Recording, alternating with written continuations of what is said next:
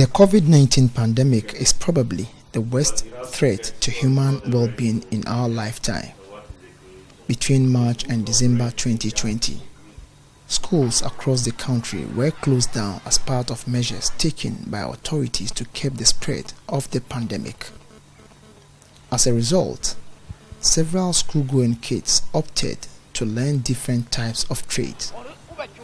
With schools resuming in January this year, several of these pupils are still home, refusing to join their colleagues back in school. Ibrahim Nabila Adam is a volunteer with Eduspots at the Kalkohene Community Library.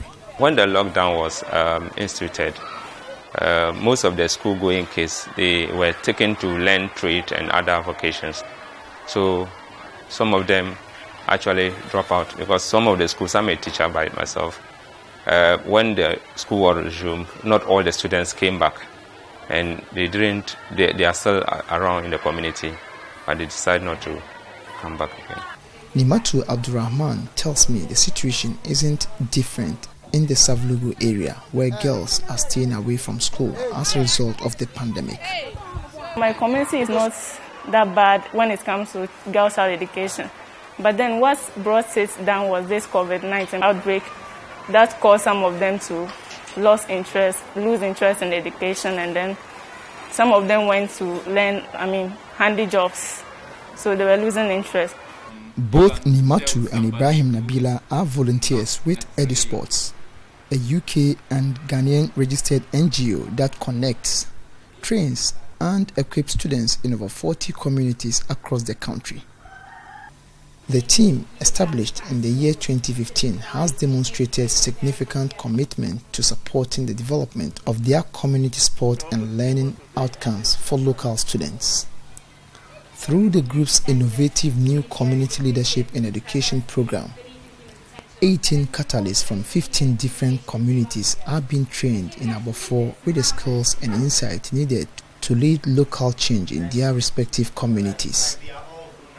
Kat Davidson is the lead chair of the project. The program is called the Community Leadership in Education Program, or the CLED program, and its whole purpose is around giving the sort of soft skills and teamwork skills and entrepreneurial skills that equip these catalysts here, who are sort of a representative of a wider cohort of 200 volunteers, the skills to lead change in their communities. So it's a sort of mix of skills in project management, team building, leadership, those kind of skills. So we're trying to connect these catalysts to their communities and give them the skills to be effective social leaders in education. She says though COVID has been a challenge, it brought out innovative ways of reaching out to the targeted groups. I feel like COVID has been a major challenge, but it's also brought a lot of innovation and kind of flexibility and new skills developed. We had one volunteer, Adu, who put a speaker centre onto the edge of the library and got teachers in the community to broadcast lessons. And our team also created stay-at-home education resources that we sent via WhatsApp so that families could learn STEM and literacy in the home environment. And we also run Zoom education sessions like on a regular basis that bring volunteers and community members together. This catalyst, after this session, intends to whip up interest among school-going kids, especially those who remain home after the COVID break. I know I'm inspiring a lot behind me, knowingly and unknowingly. So what I would encourage them is maybe form a girls' club that will support each other through, sharing of ideas, giving each other, sharing our stories and inspiring each other. We just had engagement with our assemblyman and his unit committee, and we deliberated on ways that we are going to whip up the interest of the kids in education. So immediately when I go back, we are going to engage the various youth groups in the community, sell the idea to them, so that we can see how we can curb that situation in the community. We will beseech the government to give us a hand and then help us sustain what we have got.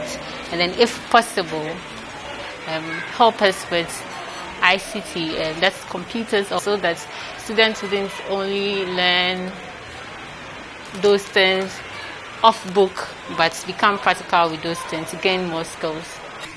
Reporting for Joy News, Anas Sabit, Abofour.